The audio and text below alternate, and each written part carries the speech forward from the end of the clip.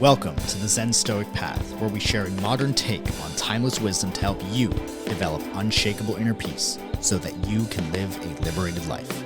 I'm your host, Victor Pierantoni, and the co-founder and head liberation coach.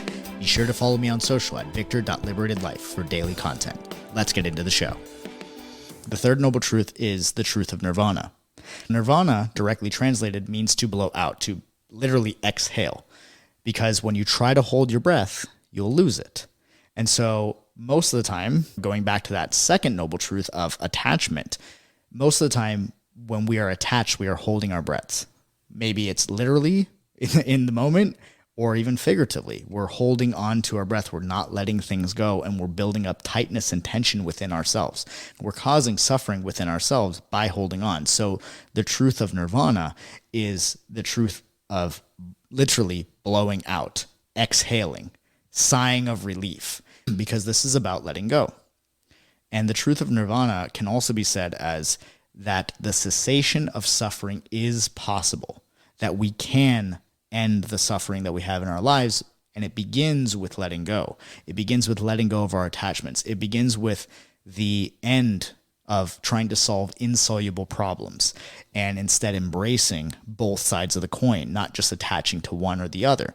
It's realizing that life is impermanent, that there is inherent fragility in this physical existence of being a human being, and that part of what gives life its meaning is the fact that it is temporary and it is fragile. And that brings us to the concept of Stoicism called memento mori, which is to meditate upon your own mortality. What this does is it brings things into perspective. It shows you what is really and truly important to you, and it puts priority on the things that actually deserve it, rather than worrying about things that don't actually matter, rather than worrying about the attempt to solve insoluble problems, rather than worrying about losing the forest through the trees. Memento mori is one way that we are able to let go. It is one way that we are able to embody the true nature of our existence and find the meaning in that alone as a foundational piece to anything and everything that we do moving forward. It really and truly puts us in the present and calls us to be the best version of ourselves right now, not tomorrow, now, and to let go of what was.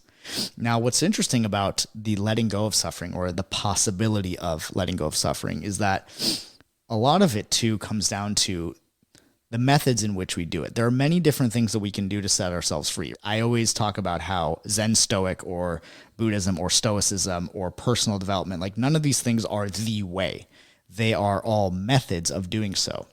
And it reminds me of the quote from Thich Nhat Hanh that I really like, which he says, "Teaching is merely a vehicle to describe the truth. Don't mistake it for the truth itself. A finger pointing to the moon is not the moon. The finger is needed to know where to look for the moon. But if you mistake the finger for the moon itself, you will never know the real moon. The teaching is like a raft that carries you to the other shore. The raft is needed, but the raft is not the other shore. An intelligent person would not carry the raft around on his head after making it across to the other shore. Use the raft to cross to the other shore, but don't hang on to it as though it's your property. Do not become caught in the teaching. You must be able to let go." Thich Nhat Hanh. This is really interesting because this is very similar to what we said with the ego. The ego allows us to realize that we're having an individual experience, but it is not itself the individual experience. And so just like the way or the methodology of letting go of our suffering or how we set ourselves free, remember, the finger pointing at the moon is not the moon. There are so many ways to do this. There are so many ways to let go of the past, to let go of suffering, but none of them will work if we don't first align ourselves with the third noble truth that the cessation of suffering is possible, the truth of Nirvana. And when we do learn these methods, when we do set ourselves free, it's important to realize that each time that we go from a challenge to an accomplishment or an achievement, the way that we got there is not necessarily going to get us to the other side. So whatever the methodology or the belief system that got us to solve our first problem that's on our path is not necessarily going to get us the second one. So it's important to let go, to remember the wisdom, remember the lessons that we obtained using that methodology, but not to become attached to it, not to think that that's the only way that we're going to solve our problems.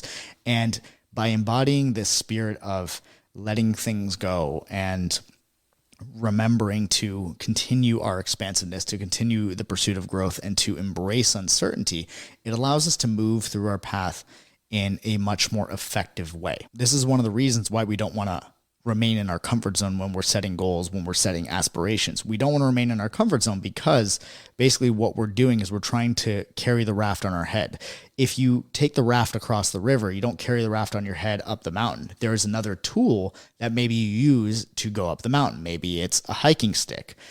Who knows, whatever it is. But the point is, you're not going to use the raft. You're not going to use the thing that got you there. So when it comes to setting goals, to setting ourselves free through our goals, what we want to do is be able to drop the raft and find the new tool, the new methodology, the thing that stretches us beyond our comfort zone, that causes us to have to learn more and more about ourselves in order to continue our expansion, to continue our growth and our development towards our highest good. And the fourth noble truth is the Noble Eightfold Path, or with the Zen Stoic rendition of the Eightfold Path, the Liberation Path. And we're going to be doing a multi-part episode series on that, starting with integral view. Now, the original Eightfold Path uses the word right view, right intention, right, the word right before every one of these. And I would say that this is not the best translation because there's not necessarily a right or wrong or good or a bad. Right and wrong put us into a dichotomy. And the way towards liberation is not by operating in dichotomy. It is by understanding how to become comfortable with paradox, which is not necessarily the easiest thing to do. But once you are able to become comfortable with paradox, insoluble problems start to become less and less frequent in your life. We don't use the word right when we're talking about the liberation path. We use the word integral before each one of the pieces. Now, the reason being is because integral means necessary to make the whole complete, essential or fundamental. We don't look at this as moralistic, right and wrong, good or bad. We look at this as what is essential. What is essential to set yourself free? And it begins with having an integral view, a total view, a complete view of reality, one that is ever expanding, which is a paradox in and of itself. A complete view is one that is also incomplete. And it begins with the ability to admit to yourself that you don't know the whole view. And that's okay because it allows you to continue the expansion. So on the next episode, we're going to be talking about integral view, talking about some fundamental concepts that allow you to expand your worldview and expand the view that you have of yourself, your self-definition, so that your identity begins to become more and more unlimited and you become more and more free with this awareness that you give yourself. I hope you enjoyed this episode. It is my mission to help as many people as possible to live a liberated life with unshakable inner peace through the content on this podcast. Subscribe to this channel with notifications on to be notified daily whenever we share a new episode.